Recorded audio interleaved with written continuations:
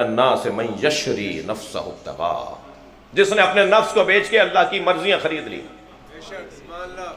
سب سے زیادہ قیمت اپنے وجود کی اگر کسی نے لگائی ہے تو وہ مولا علی نے لگائی ہے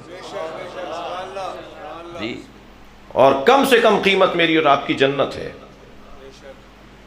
اب ایک سورہ زمر کی آیت سن لیجئے، وَسِيقَ الَّذِينَ اتَّقَوْا رَبَّهُمْ إِلَى الْجَنَّةِ زُمُرًا، صاحبان تقوی لوگوں کو جنت میں دھکا دے دے کر لے جایا جا رہا ہوگا اور وہ جانے کو تیار نہیں ہوں گے۔ دوزخ میں دھکا دے کے لے جایا جائے گا تو سمجھ میں آتا ہے، دوزخیوں کو دھکا دے کے لے جائیں گے جو دوزخ میں، یہ تو سمجھ میں آتا ہے۔ جنت میں دھکا دے کے لے جائیں گے، قرآن ہے نا سورہ زمر۔ اس کا مطلب یہ ہے کہ یہ قیمت تو ان کی لگی ہے مگر کم قیمت لگی ہے، جنت کی طرف لے جایا جا رہا ہے اور یہ جانا نہیں چاہ رہے۔ اس کا مطلب ہے کہ ان کی قیمت لگی ہے مگر کم قیمت، انہیں ان سے زیادہ چاہیے۔ اب ذرا وہ حدیث سنیے کہ جب آواز دی جائے گی جنتیوں کو، جنت جاتے ہوئے جنتیوں کو آواز کان میں آئے گی، حسین کی سواری آ رہی ہے، جاتے ہوئے جنتی واپس آ جائیں گے اور امام حسین کے گرد حلقہ بنائیں گے، وہی حسین کے ہاتھوں کا بوسہ لے رہا ہوگا۔ فرشتے کہیں گے جنت تمہاری مشتاق ہے، جاؤ۔ وہ کہیں گے وہ جنت ہماری کم قیمت ہے، یہ زیادہ بڑی قیمت۔ محشر کے لوگ، اہل محشر آوازیں دے دے کر پوچھیں گے من ہم، یہ کون ہے جو جنت میں نہیں جا رہے، یہ ہیں کون؟ آواز آئے گی ہم خداس الحسین، یہ دنیا میں حسین حسین بولنے والے لوگ ہیں، جو دنیا میں حسین کو زیادہ یاد کرتے تھے، یہ وہ لوگ ہیں۔ ویسے کچھ ہیں جنہوں نے اپنے نفس کو بیچ دیا، اللہ کی مرضیوں کو خرید لیا۔ اس کا مقصد ہرگز یہ بھی نہیں ہے کہ پھر معاذ اللہ اللہ ریٹائرڈ ہو گیا، اللہ کے پاس اب کچھ نہیں رہا، نہیں۔ اللہ نے علی کو عطا کیا ہے مگر علی اللہ کا ہے، اللہ علی کے پاس مرضیاں اللہ کی ہیں مگر خود علی کس کا ہے؟ نے علی کو دیا ہے، یہ ایک اللہ کا دیا ہوا ہے۔ اور قرآن پکار کر کہہ رہا ہے، ایک مرتبہ سر چڑھ کر بول رہا ہے، الف لام میم ذالک الکتاب لا ریب فیہ ھدی للمتقین الذین یؤمنون بالغیب ویقیمون الصلاۃ ومما رزقناہم ینفقون۔ صاحبان تقوی کی نشانی یہ ہے کہ ہم انہیں عطا کرتے ہیں، اللہ کہہ رہا ہے۔ صاحبان تقوی کی نشانی یہ ہے کہ ہم انہیں عطا کرتے ہیں اور وہ بانٹ دیتے ہیں۔ تو ہم بھی تو یہی کہہ رہے ہیں کہ عام متقی تو اللہ سے لے کر بانٹتا ہو، جو امام المتقین ہو۔ عزیزو، مولا کے باب میں اب اصل مجلس تو میری اب شروع ہوئی ہے کہ فضائل کے باب میں کہاں سے بات شروع ہو اور کہاں پہنچے۔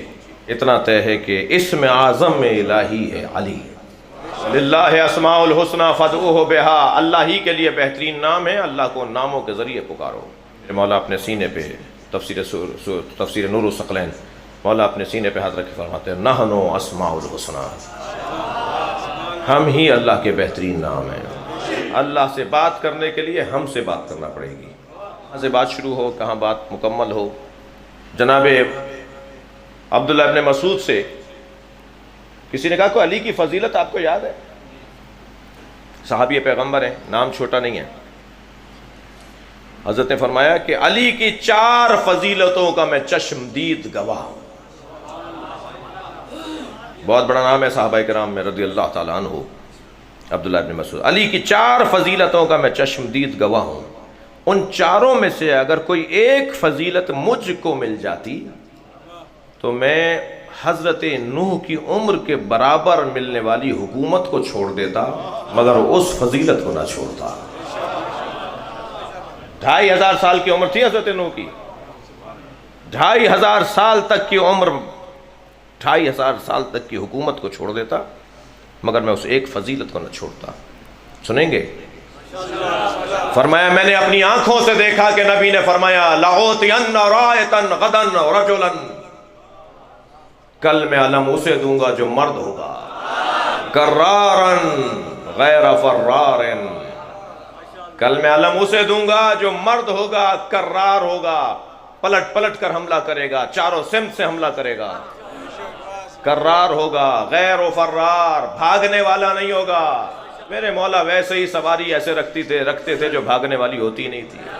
کبھی میرے مولا گھوڑی پر بیٹھتے تھے، کبھی لاغر سے گھوڑے پر بیٹھتے تھے جسے بھاگا ہی نہیں جاتا تھا۔ سب سے کمزور جانور جو ہوتا تھا کہتے تھے وہ لے آؤ، میں اس پہ بیٹھ کے جاؤں گا۔ علی کا کیا تعلق بھاگنے سے؟ کل میں اسے علم دوں گا جو رجل ہوگا، کرار ہوگا۔ ہم مدرسے میں جو پڑھتے ہیں نا تو اس میں ایک بحث ہے، یہ اصول فقہ کی بحث ہے، مفہوم اور منطوق کی بحث۔ جی ایک لفظ ہے جو میں نے ادا کیا، یہ منطوق کہلائے گا، جو نطق میں آ گیا نا، جو زبان پر آ گیا، نطق میں آ گیا، تو اس کے جو برخلاف چیز ہوگی وہ مفہوم کہلائے گی۔ اب میں زیادہ گہرائی میں نہیں جاؤں گا، سمجھدار لوگوں سے بات کر رہا ہوں۔ نبی نے کیا فرمایا؟ لاغوتین غدن رجلا، لاغوتین غدن رایتن غدن رجلا، کل میں اسے علم دوں گا جو مرد ہوگا۔ یہ منطوق ہے، مفہوم خود نکالیے۔ میں علم اسے دوں گا جو مرد ہوگا، یہ منطوق ہے، مفہوم نکالیے۔ جی کرار ہوگا، بھاگنے والا نہیں ہوگا، منطوق، یہ منطوق ہے، مفہوم نکالیے۔ نبی فرما رہے ہیں میں مرد کو علم دوں گا، میں کرار کو علم دوں گا، میں نہ بھاگنے والے کو علم دوں گا، میں اسے علم دوں گا جو اللہ اور اللہ کے رسول سے محبت کرتا ہے، اور اللہ اور اللہ کا رسول اس سے محبت کرتا ہے۔ اور دوسرے دن میرے مولا نبی نے آواز دی۔ اچھا شاید ساری رات تو بڑا سکون رہا ہو کہ علی تو ویسے ہی بیمار ہیں، علی کا تو ویسے ہی عنوان ہی نہیں ہے، علی تو گفتگو کا موضوع ہی نہیں ہے۔ جی تو ایک مرتبہ نہ میرے مولا نے آواز دی علی کہاں ہیں؟ فرمایا آشوب چشم میں مبتلا ہیں۔ فرمایا علی کو بلاؤ۔ نبی نے اپنا لعاب دہن علی کی آنکھوں پہ لگایا۔ جنہیں خاک شفا سمجھ میں نہیں آتی، جنہیں حسین کی سبیل سمجھ میں نہیں آتی، میں ان سے مخاطب ہوں، اللہ کا نام، اللہ کا کام بھی منفرد ہے۔ بہت سارے لوگ سبیلوں کو نہیں مانتے مگر مکے سے زمزم لالا کے بانٹتے ہیں، بہت سارے لوگ نیاز نظر کو نہیں مانتے مگر بہت ساری چیزیں اجوا کی کھجوریں لا کے بانٹتے ہیں، بہت سارے لوگ مزاروں پہ جانے کو بدعت بولتے ہیں مگر حتیم، خانہ کعبہ کا پرنالہ جہاں گرتا ہے، حتیم، وہ ناٹی سی دیوار، وہ ڈی نما دیوار، اس کا بھی طواف کرتے ہیں، وہ کعبہ نہیں ہے، وہ ابراہیم اور اسماعیل اور ہاجرہ کی قبریں ہیں۔ تم مت جاؤ قبروں پر، میں تو طواف کرواؤں گا۔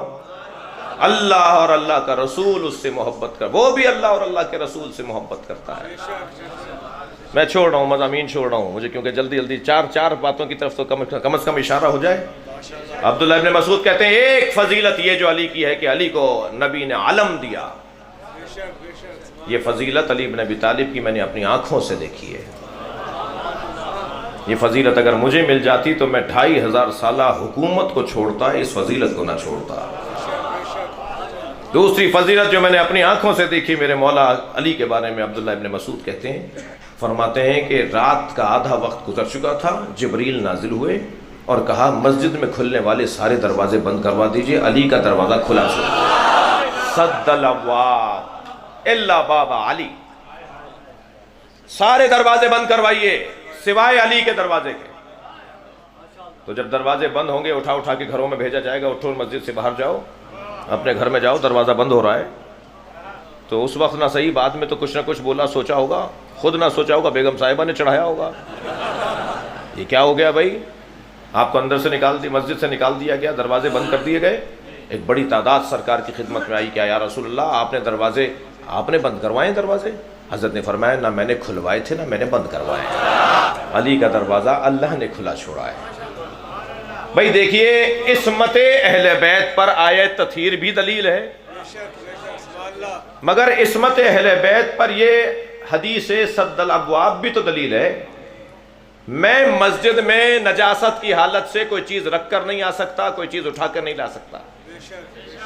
ہم حالت نجاست میں مسجد میں جا کر کوئی چیز رکھ کر نہیں آ سکتے، کوئی چیز اٹھا کر نہیں آ سکتے۔ بعض کہتے ہیں مرور جائز ہے، یہاں سے گئے اور وہاں سے نکل گئے، جی کہ مرور گزرنا حالت نجاست میں جائز ہے۔ یہ مولا علی کا دروازہ کھولا ہی اس لیے گیا تھا، یہی تو بتایا جا رہا تھا کہ علی صاحب عصمت ہے، علی کے ہاں نجاست کا گزر نہیں ہے۔ کہا میں نے اپنی آنکھوں سے دیکھا ہے، سارے دروازے بند کروائے سوائے ایک علی کے دروازے کے۔ سنیں گے تیسری فضیلت؟ فرماتے ہیں تیسری فضیلت جو میں نے اپنی آنکھوں سے دیکھی ہے، سورہ برات نازل ہوئی، ماشاءاللہ سرکار دو جہاں نے آواز دی حضرت ابو بکر کو، جاؤ جا کے مشرکین مکہ کے آگے یہ سورہ برات تلاوت کر کے آؤ، یہ سورہ توبہ تلاوت کر کے آؤ۔ حضرت ابو بکر اپنے تمام ساتھیوں کے ہمراہ مکے جا رہے ہیں۔ فتح مکہ سے کچھ عرصے پہلے کی یہ بات ہے، ابھی مکے کے قریب پہنچ چکے تھے، مدینے سے مکے کا آدھا راستہ طے کر چکے تھے۔ جبریل نازل ہوئے، نبی سے کہا لا تکلف الا انت ونفسک، یہ کام آپ کریں گے یا آپ جیسا کرے گا؟ فوراً میرے مولا نبی نے آواز دی علی کو بلاؤ۔ بھائی میں آپ کے توسط سے ایک جملہ کہنا چاہتا ہوں، تمہیں آج یا علی مدد کہنے سے منہ ٹیڑھا ہوتا ہے؟ میرے مولا نبی نے تو قدم قدم پر یا علی مدد بولا ہے۔ میرے علی کو بلاؤ۔ میرے مولا علی تشریف فرما ہوئے، فرمایا علی فوراً روانہ ہو جاؤ اس سے پہلے کہ ابو بکر مکہ پہنچ جائے، اور جا کے ان سے کہو کہ حکم الہی نازل ہوا ہے کہ یہ کام یا نبی کریں گے یا نبی جیسا کرے گا، اور نبی نے مجھے اپنے جیسے کے عنوان سے بھیجا ہے۔ اللہ اکبر، بڑے لوگوں کی تمنا ہے کہ ان کو اپنے آپ کو نبی جیسا بولیں، نبی نے تو صرف علی کو اپنے جیسا بولا ہے۔ پہنچے ہیں میرے مولا، کس اجرت سے پہنچے ہوں گے، کس تندی اور تیزی سے پہنچے ہوں گے۔ حضرت ابو بکر کو جا کے روکا، پیغام آیا ہے آپ کے آ جانے کے بعد کہ یہ کام نبی کریں گے یا نبی جیسا کرے گا، اور نبی جیسے کی جگہ نبی نے مجھے بھیجا ہے۔ انہوں نے دیر نہیں لگائی دینے میں، اس میں حسن ہے، میں ایک نتیجہ لوں گا۔ حضرت ابو بکر نے دیر نہیں کی، فوراً وہ امانت ان کے حوالے کر دی، مولا کے حوالے۔ مولا ادھر مکے چلے گئے، حضرت ابو بکر واپس آ گئے۔ ہم بھی تو یہی کہنا چاہ رہے ہیں، جیسے پہلے دیا تھا بعد میں بھی دے دیتے۔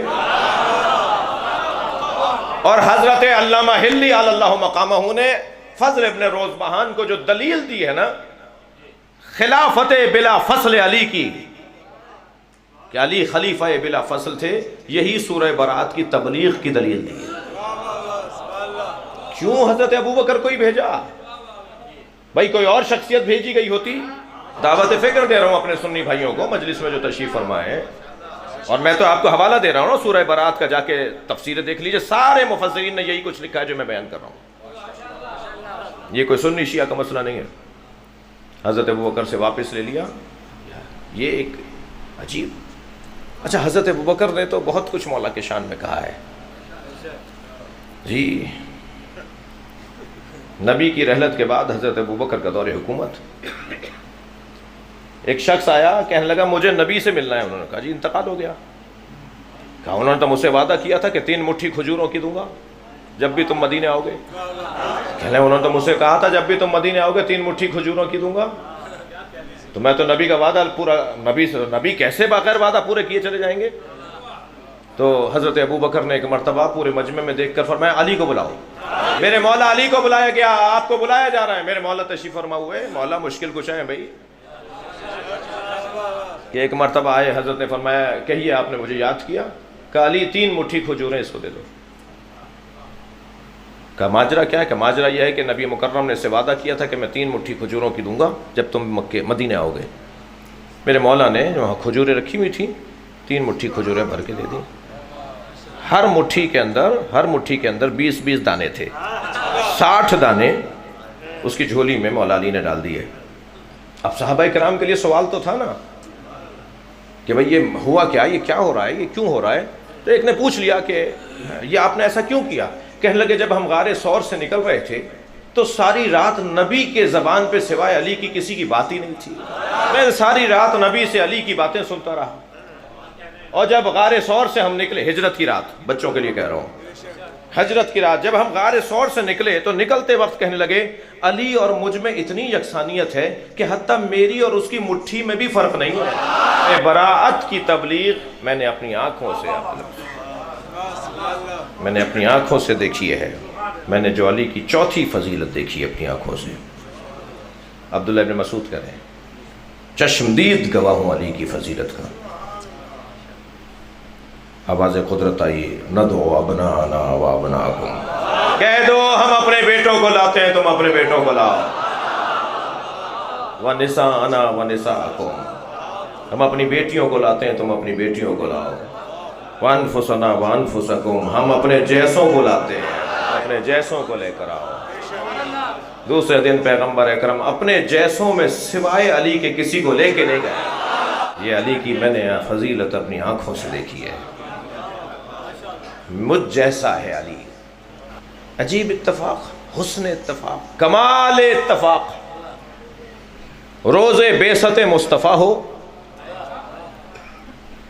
جی 27 رجب، زیارت نامہ مفاتیح الجنان میں لکھا ہے کہ علی کا پڑھو۔ نبی کا دن ہے تو نبی کو سلام کرنا چاہیے نا۔ ائمہ فرما رہے ہیں نبی کے دن علی کو سلام کرو۔ غدیر کا دن ہے، کس کا دن ہے؟ علی کا ہے نا۔ زیارت نامہ ائمہ فرما رہے ہیں نبی کا پڑھو۔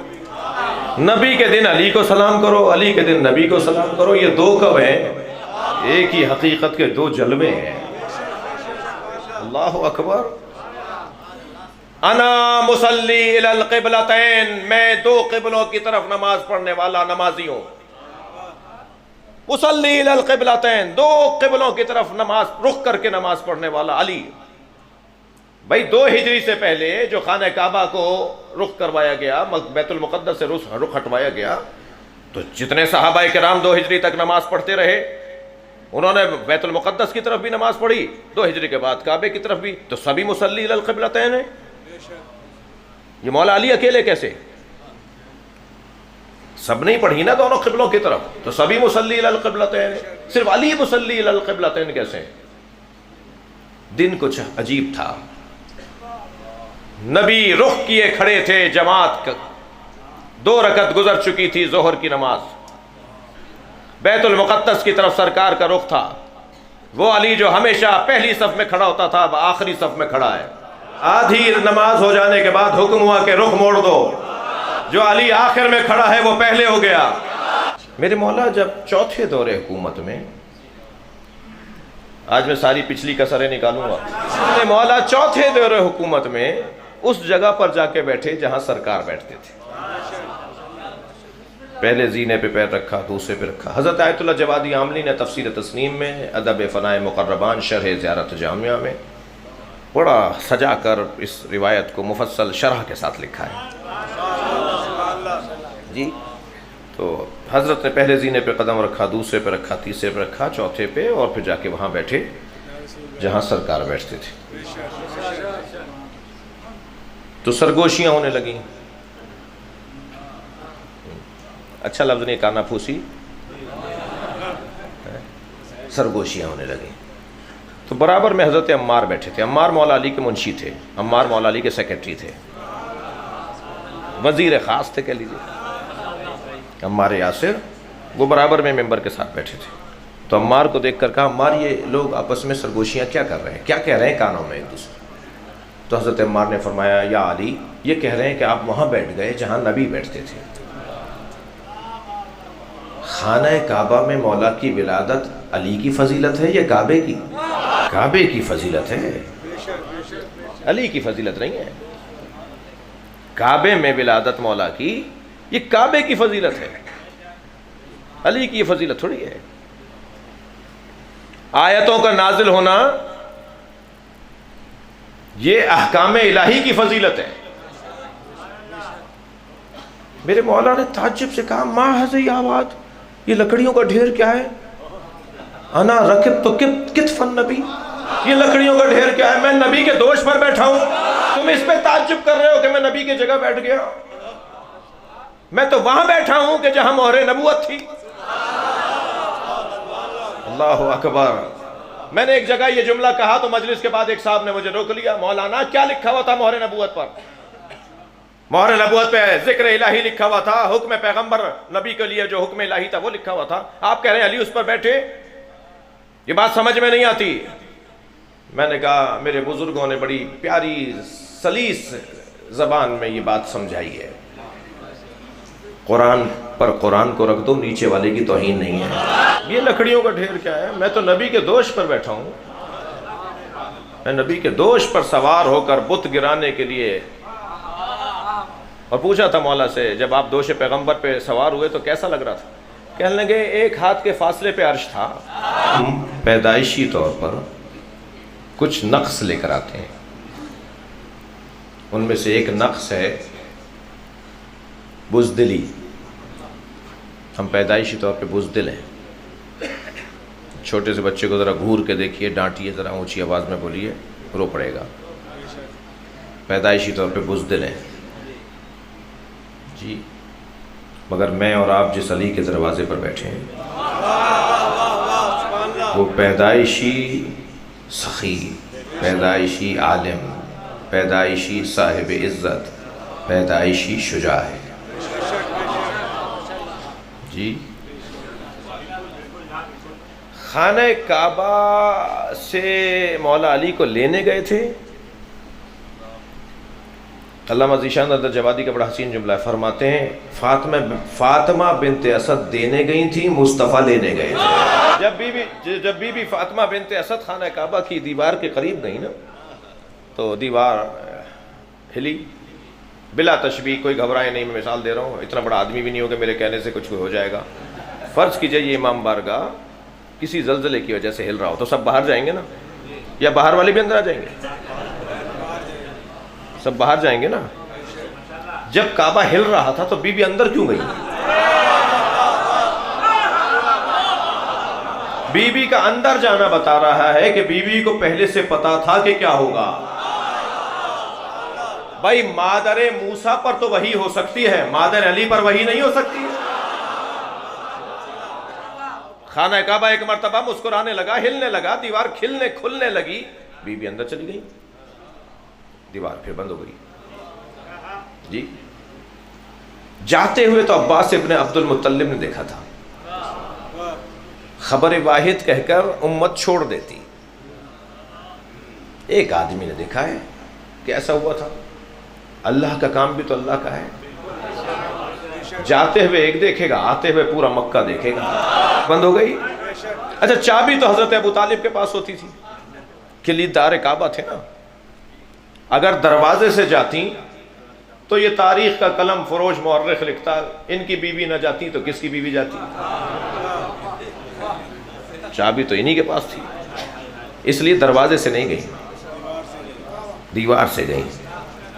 اب جب یہ خبر پھیلی حضرت ابو طالب چابی لے کر آئے، تالا کھول رہے ہیں، تالا کھل نہیں رہا. چابی بھی وہی ہے، ہاتھ بھی پرانا ہے، تالا بھی وہی ہے. ہوتا ہے نا نیا آدمی جب چابی لگاتا ہے تو کبھی سیدھی کرتا ہے کبھی الٹی کرتا ہے، تو وہ پرانا آدمی کہتا ہے ایسے لگاؤ. حضرت ابو طالب تو جانتے تھے نا تالا نہیں کھل رہا.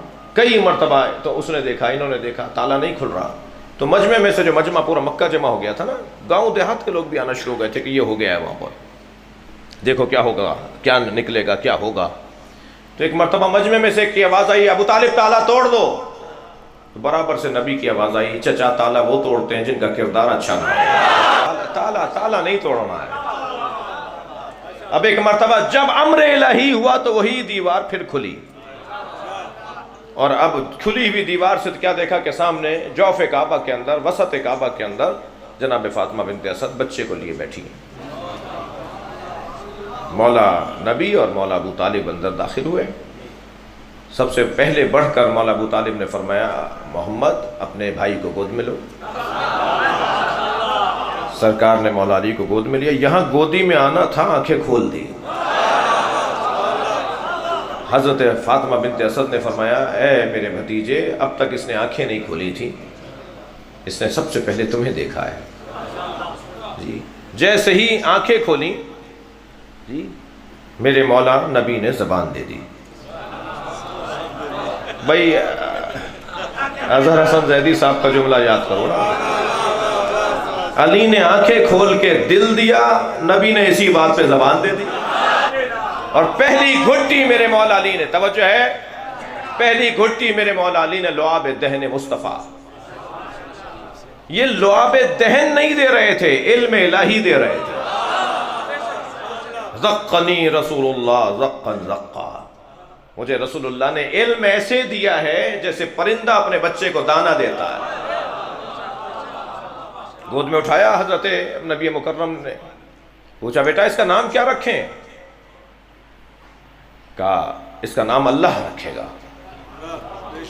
پھر آسمان سے ایک تختی اتری جس میں لکھا ہوتا ہے اس کا نام علی رکھو. دستور تھا کہ ماں علیحدہ نام رکھتی تھی، باپ علیحدہ نام رکھتا تھا جی. لے کر چلے، جیسے ہی باہر چلے ادھر سے ایک یہودی عالم، ادھر سے ایک کابل احبار، ادھر سے ایک پادری. ابو طالب کہاں لے جا رہے ہو؟ تمہیں پتہ نہیں مکے کا دستور کیا ہے؟ مکے میں جب کوئی بچہ پیدا ہوتا تھا تو اسے ایک پتھر پر لٹا دیتے تھے، خانہ کعبہ کے قریب ایک اژدہا آتا تھا، اسے تکلیف دیتا تھا، بچے کو رلا دیتا تھا، بچے کو تکلیف دیتا تھا، تو سب ماں باپ کی مذمت کرتے تھے کہ حلالی نہیں ہے. اور اگر بچے کو تکلیف دیے بغیر چلا جاتا تھا، بچہ خوش خرم رہتا تھا اور سانپ اس سے مل کر اس سے کو دیکھ کر واپس چلا جاتا تھا، تو ماں باپ کو مبارکباد دی جاتی تھی کہ بچہ حلالی ہے. ابو طالب جب سب کے لیے قاعدہ قانون ہے تو تم اپنے بچہ کہاں لے جا رہے ہو؟ میں آپ سے پوچھ رہا ہوں، ابو طالب کو کیا اس طرح تھک گئے کیا؟ فوراً بڑھے حضرت ابو طالب اور ایک مرتبہ اس پتھر پہ لٹا دیا، دور ہٹ کے کھڑے ہو گئے. پہاڑوں میں سے وہ اژدہا نکل کر آیا جو بچے کی خوشبو سے آتا ہوگا یا جو بھی تھا. ایک مرتبہ وہ اژدہا نکل کر آیا، میرے مولا علی کے سامنے آیا اور اپنا پھن اس نے مولا پہ پھیلایا. مولا پہ جب اپنے منہ کو بلند کیا، مولا نے ننھا سے ہاتھ اٹھا کر اس کے منہ میں دیا. اس کے ایک طرف کا منہ پکڑا، پھر دوسرا ہاتھ بلند کر کے اس کے دوسرے طرف کے منہ کو پکڑا، دونوں طرف کے منہ پکڑ کے چیر ڈالا. عربی میں کسی چیز کے چیرنے کو کہتے ہیں درہ، اور سانپ کو کہتے ہیں حیا. جیسے ہی حیا درہ، تو بے ساختہ بی بی فاطمہ بنت اسد نے کہا میں اس بچے کا نام حیدر رکھتی ہوں. فوراً حضرت ابو طالب آگے بڑھے، اپنے بچے کو گلے سے لگایا، پیشانی کا بوسہ لیا، رخساروں پر پیار کیا، بچے کو پیار کرتے ہوئے آگے بڑھنے لگے. پھر ایک یہودی عالم، پھر کابل احبار، پھر عیسائی، پھر پادری، وہی سب دوبارہ کے کھڑے ہو گئے. کہاں لے جا رہے ہو؟ حضرت ابو طالب نے فرمایا تم نے کہا تھا بچے کو لٹا دو، میں نے لٹا دیا. کہا تمہارے بچے نے کسوٹی توڑ دی، تمہارے بچے نے پیمانہ توڑ دیا. اب مکے والے کیسے طے کریں گے کون حلالی ہے؟ برابر سے نبی کی آواز آئی، چچا کہہ دیجئے یہی پیمانہ ہے. اب قیامت تک علی کے نام پر طے کیا جائے گا کون حلال زادہ ہے. اب قیامت تک فیصلہ علی کے نام پر ہوگا. اصحاب آ کر کہتے تھے یا رسول اللہ نئے نئے مسلمان آ رہے ہیں، کیسے طے کریں منافق ہے یا مومن ہے؟ سرکار نے فرمایا گھبرانے کی بات نہیں ہے، اور ان کے سامنے علی کا ذکر کیا کرو، چہرہ پکار کے بتائے گا کہ مومن ہے یا نہیں. یہ کننا، صحابہ کہہ رہے ہیں ہمارے نزدیک یہ معرفت کا پیمانہ تھا، جاننے کا پیمانہ تھا کہ کون مومن ہے کون منافق ہے. عزیزان گرامی، وہ علی، میری اور آپ کی عزت، اللہ اکبر، نام علی. جیسے جیسے تعلیم عام ہوگی نا، ایسے ایسے مولا کا ذکر عام ہوگا.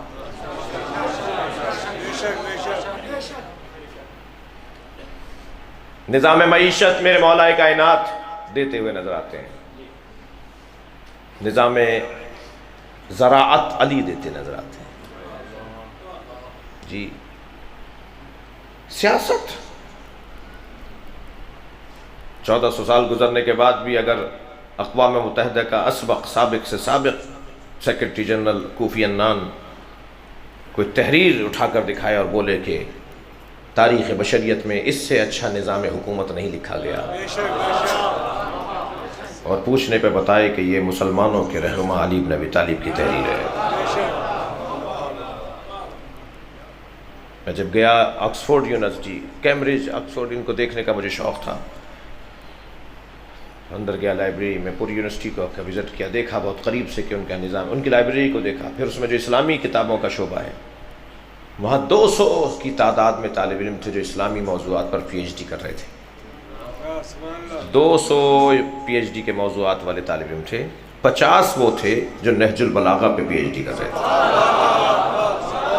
اور آپ کو یہ سن کے تعجب ہوگا کہ کوئی ایک بھی مسلمان نہیں تھا، سارے غیر مسلم علی کے ایک ایک جملے پر غور کر رہے ہیں. اب پتہ نہیں آہ کی جگہ ہے یا واہ کی جگہ ہے، یہ افسوس کی جگہ ہے کہ غیر مسلم تو نہج البلاغہ کو اتنا پڑھتا ہے مگر میرا بچہ نہیں پڑھتا. تبرک میں جہیز میں تو دیا جاتا ہے نہج البلاغہ کو، مگر پڑھ کتنا رہے ہیں اسے، یہ ہر ایک کا اپنا حساب ہے. ممکن ہے آپ سب نے پڑھ لی ہو. جی سمندر معرفت علی کا کلام. عزیزو، یہ علم آپ دیکھ رہے ہیں نا، یہ پورا آرٹ ہے. یہ جو جھولا رکھا ہے یہ آرٹ ہے. یہ عزا خانے میں جو پنجے رکھے ہوئے نا، یہ مکمل آرٹ ہے. یہ علم آرٹ ہے، فن ہے. فن کا مقابلہ فن سے ہوتا ہے. اپنے مذہب کو فن بنا دو، اپنے مذہب کو ثقافت بنا دو، دشمن غالب نہیں آنے پائے گا.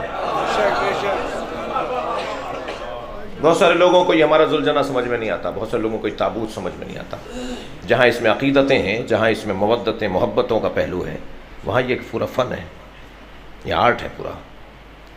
جب کوئی غیر مسلم آ کے یہاں کھڑا ہوگا نا، اس علم کو دیکھ کر اس کی تصویریں بناتا رہے گا، کہ کیا چیز بنائی ہے. یہ تو اور بھی زیادہ کام کی چیزیں ہیں. جی یہ ممبر، یہ آپ کا اندازے ساخت و ساز، ثقافت بنانے کی ضرورت ہے. سید رضی نے نہج البلاغہ کا نام نہج الدین نہیں رکھا، نہج القرآن نہیں رکھا، نہج الاسلام نام نہیں رکھا. کیوں؟ اسلام تھا نا اس میں. تو سید رضی تو مجتہد تھے نا، ایک دین کے رہنما تھے نا. نہج البلاغہ کا نام رکھا ہے وہ آرٹس کونسل والا نام، نہج البلاغہ. نہج البلاغہ کا نام انہوں نے رکھا ہی اس لیے کہ علی کو محدود نہیں کرو گلی کوچوں میں. اگر سید رضی نے نہج البلاغہ کا نام نہج البلاغہ نہ رکھا ہوتا تو اسے ہندو نہ پڑھتے، اسے عیسائی نہ پڑھتے، اسے یہودی نہ پڑھتے. میں سبب بن رہا ہوں حسین کے ذکر کو محدود کرنے کا، میں سبب بن رہا ہوں علی کے ذکر کو محدود کرنے کا.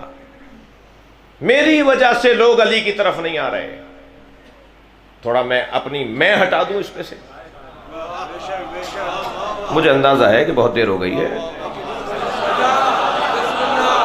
میں ذرا اپنے مذہب اور اپنے دین کی رسومات سے اپنی میں ہٹا دوں. جی خود بخود لوگ کھنچنا شروع ہوں گے، لوگ خود بخود آنا شروع ہوں گے. سید رضی نے تشیع کا نام، شیعت کا نام، اسلام کا نام ہی نہیں دیا نہج البلاغہ پر. لہذا آج غیر مسلم پی ایچ ڈی کر رہا ہے. ہندوستان کا ایک پروفیسر جو ہندو ہے، وہ اپنے ایک مقالے میں لکھتا ہے کہ میرے ایک شاگرد نے، ہندو شاگرد نے مجھ سے کہا، استاد قرآن کا دعویٰ ہے کہ قرآن کے 114 سوروں جیسا کوئی 3 سورے، کوئی ایک سورہ بھی لکھ کر لے آئے گا تو اسلام ہار جائے گا. ہم سب مل کر ایک سورہ کیوں نہیں لکھ دیتے قرآن کے مقابلے کا؟ تو پروفیسر کہتے ہیں میں نے اپنے شاگرد کو ڈانٹتے ہوئے کہا خبردار آئندہ یہ بولنا نہ، سوچنا بھی نہیں. قرآن کا ایک چھوٹا بھائی ہے جسے نہج البلاغہ کہتے ہیں. دنیا اس کا جواب نہیں لا سکتی تو قرآن کا کیا جواب لائے گی؟ یہ غیر مسلموں نے پڑھا ہے تبھی تو اقرار کیا ہے. پڑھوایا کس نے ہے اس کو؟ پڑھوایا اس سید رضی نے جس نے اس کا نام نہج البلاغہ رکھا. اگر انہوں نے اس کا نام کوئی اسلام کے نام پہ رکھ دیا ہو گیا ہوتا تو دعوت فکر نہ ملتی. میں ہرگز یہ بھی نہیں کہہ رہا کہ آپ اپنے امام بارگاہوں کے نام مولا کے نام پہ نہ رکھیں. یہ جو بات ہے وہ وہی بات ہے جو کر رہا ہوں. ہمیں حکمت و دانائی سے چلنے کی ضرورت ہے. ایک صاحب مجھ سے کہنے لگے اتنا کچھ مان لیا، فلاں صاحب نے آپ کے دوست ہیں، آپ ملنے بھی گئے تھے اور آپ ملنے بھی جاتے ہیں، اور آپ کی فلاں جگہ بھی ملاقات فلاں صاحب. میری کئی لوگوں سے، ایک ہی آدمی سے، ایک ہی شخصیت سے نہیں ہوئی ہے ملاقات. تو یہ شیعہ کیوں نہیں ہو جاتے؟ بڑے بڑے لوگ جو ہے وہ اچھی اچھی باتیں کر رہے ہوتے ہیں اہل بیت سے متعلق، یہ شیعہ کیوں نہیں ہو جاتے؟ میں نے کہا آپ کی وجہ سے نہیں ہوتے. وہ کہتے ہیں شیعت تو بڑی اچھی ہے مگر پھر ان جیسا ہونا پڑے گا. میں خود رکاوٹ ہوں تشیع کی طرف لوگوں کو راغب کرنے میں. مجھے اپنے رویوں کو بہتر کرنا ہوگا، مجھے اپنے طریقوں کو تبدیل کرنا ہوگا، بہتر بنانا ہوگا، اخلاقیات کو بہتر بنانا ہوگا. اور جب میں اپنے اخلاقیات کو بہتر، خود بخود لوگ جذب ہونا شروع ہوں گے. شام میں ذرا سالم کر دوں، خود ہی اہل بیت کے دروازے پہ مجمع لگ جائے گا. جہاں میرا اور آپ کا ایک جہاد ہے کہ ہم اس ذکر کو ایک مشکل دور سے گزارتے ہوئے یہاں تک لائے ہیں، میرے بڑے، میرے آپ کے آباء و اجداد، وہاں جو میری کمزوریاں ہیں ان کا بھی مجھے احساس ہونا چاہیے. علی توجہ چاہوں گا. سلونی سلونی قبل ان تفقدونی، پوچھو پوچھو اس سے پہلے کہ میں مر جاؤں. یہ ترجمہ ٹھیک نہیں ہے. ارے تفقدونی کا یہ ترجمہ، پوچھو پوچھو اس سے پہلے کہ میں تمہارے درمیان سے چلا جاؤں، ترجمہ اچھا نہیں ہے یہ، ترجمہ اچھا کیجئے، سلونی سلونی قبل ان تفقدونی، پوچھو پوچھو اس سے پہلے کہ تم مر جاؤ۔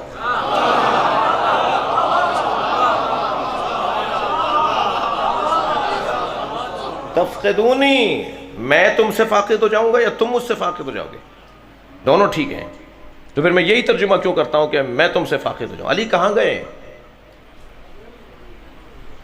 علی نہیں مرے، علی نہیں گئے کہیں، میں گم ہوں، میں اگر علی کے دروازے پر نہیں آؤں گا تو مر جاؤں گا، میں نے اگر مولا علی سے استفادہ نہیں کیا تو مر جاؤں گا، مجھے زندگی پانی ہے تو اس کے دروازے پر آنا پڑے گا جو زندہ ہے۔ آج اپنے کردار، اپنے نام، اپنی تعلیمات کے ذریعے سے زندہ ہے، اپنی نہج البلاغہ کی صورت میں زندہ ہے۔ یہ گھرانہ ہمیں زندگی دینے کے لیے آیا ہے۔ سارے سمندر اگر سیاہی روشنائی بن جائیں، سارے شجر قلم بن جائیں، جن و انس کاتب بن جائیں، علی تمہارے فضائل نہیں لکھ سکتے۔ جس کی عزت اتنی، جس کی عظمت اتنی، اس کا امتحان بھی سخت تھا۔ ہر ایک سے اللہ امتحان اس کے مزاج کے مطابق لیتا ہے۔ امام زین العابدین کا بدن نازنین بہت تھا، نازک بدن تھا امام کا، نرم نرم ہاتھ پیر تھے حضرت کے۔ اکثر سفروں سے لوٹتے تھے امام سجاد تو بخار ہو جاتا تھا۔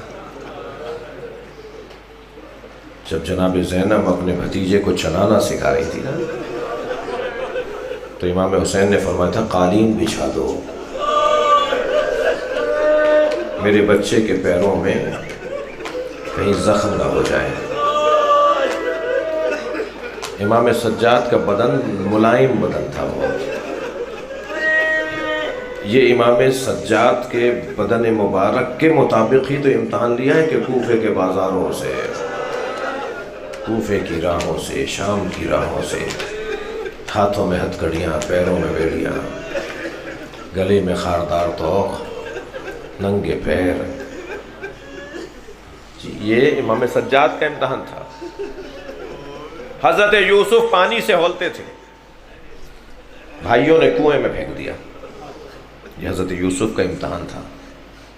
ابراہیم کے ہاں منت مرادوں سے اسماعیل پیدا ہوئے، کہا اسی کے گلے پہ چھری چلاؤ، یہ ابراہیم کا امتحان تھا۔ سنیں گے امام حسین کو پیاس بہت لگتی تھی، ہر کچھ دیر کے بعد حسین کو پانی چاہیے ہوتا ہے۔ کربلا میں سب سے زیادہ پیاسے، سب سے زیادہ پیاسا کربلا میں حسین کا اجرکم اللہ، اجرکم اللہ۔ خدا کسی غم میں نہ رلائے سوائے غم اہل بیت کے، ہمیں رونے رلانے والوں میں قرار دے۔ بڑی تکلیف تھی جناب سکینہ کو اس بات کی کہ میرا بابا پیاسا مارا گیا۔ زلجنا سے بھی تو یہی پوچھا تھا، مجھے اتنا بتا پانی پلا کے مارا یا میرے بابا کو پیاسا مار دیا۔ یہ امام حسین کا امتحان تھا، امام حسین کو پیاس بہت لگتی تھی۔ سنیں گے عزیزانو، میرے مولا علی کا امتحان یہ تھا کہ علی کے مزاج میں غیرت مندی بہت تھی۔ ایک یہودی عورت کو بازار میں پٹتے ہوئے دیکھا، 3 دن علی نے کھانا نہیں کھایا۔ جب علی کے سامنے کھانا آتا تھا نا، فرماتے تھے میں نے ایک عورت کو پٹتے ہوئے دیکھا ہے۔ پہنچ گئے آپ کے ذہن؟ جو ایک اجنبی عورت کو پٹتے ہوئے دیکھے، وہ 3 دن کھانا نہ کھائے، کیا گزری ہوگی جب زہرا پہ ہاتھ اٹھا ہوگا۔ اجرکم اللہ، اجرکم اللہ، اجرکم اللہ، اجرکم اللہ۔ حق ہے، اس سے زیادہ گریہ کرنے کا حق ہے۔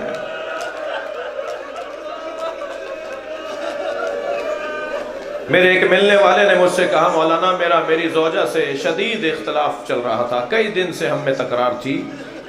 فرمانے لگے مولانا اس نے پھر ایک جملہ چبھتا ہوا جملہ کہا، پھر اس نے کچھ کہا، میں غصے میں آ گیا اور میں نے اسے ایک تماچا مار دیا۔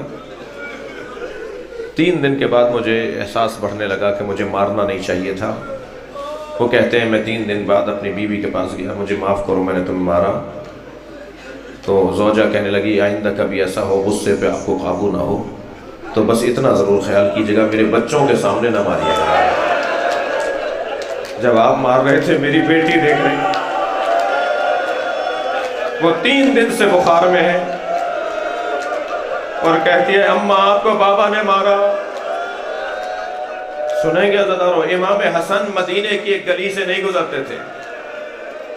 جب وہ گلی آتی تھی نا امام حسن رستہ بدل دیتے تھے۔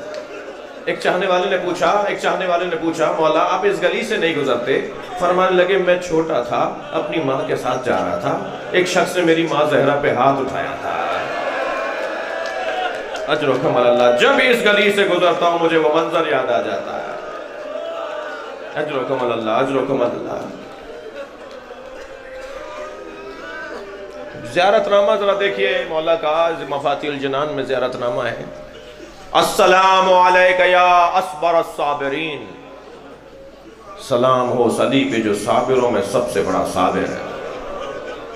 میں بہت سوچتا رہا کہ صبر تو زیادہ امام حسین نے کیا ہے، پھر مولا علی کو سب سے بڑا صابر کیوں کہا ہے امام نے، معصومین نے؟ تو مجھے اس کا ایک ہی جواب ملا، جب حسین گھوڑے سے گرے۔ بھائی فضائل آپ نے بہت سنے ہیں، مصائب میں بھی مجھے جلدی نہیں ہے۔ جنہیں رونا آ رہا ہے وہ تکلف کر کے نہ روئیں۔ جب آپ کی آوازیں بلند ہوتی ہیں نا تو امام جعفر صادق دعا دیتے ہیں، یا اللہ یہ ہمارے عمل کو زندہ کر رہے ہیں۔ جب میرے مولا گھوڑے سے گر گئے نا، میں نے بھی جملہ کہا، آپ نے بھی سنا، بعض جملے رونے کے لیے کافی ہوتے ہیں۔ میں ابھی اگر اس ممبر سے نیچے گر جاؤں تو ایک جوان وہاں سے اٹھے گا، ایک بھائی وہاں سے اٹھے گا، ایک دوست وہاں سے اٹھے گا، کوئی سہارا دے گا، کوئی پوچھے گا چوٹ تو نہیں لگی، کوئی کہے گا کیا ہو گیا تھا مولانا، کیسے گر گئے، تشفی دیں گے، حوصلہ دیں گے۔ حسین گر گئے، کسی نے بڑھ کے فرزند زہرا کو سہارا نہیں دیا۔ میں ایک جملہ کہہ دوں، رونے آئے، حسین گر رہے تھے تو کسی نے سہارا نہیں دیا، تب حسین نے کہا گھوڑے گھٹنے ٹیک دے، مجھ سے تیری پشت سے اترا نہیں جا رہا۔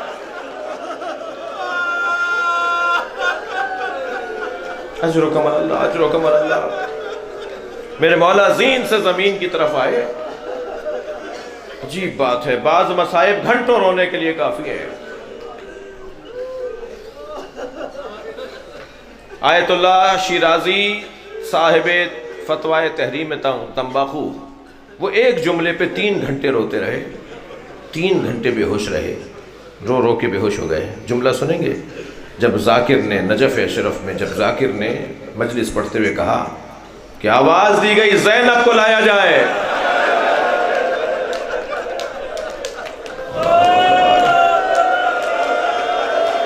اجرکم اللہ، اجرکم اللہ۔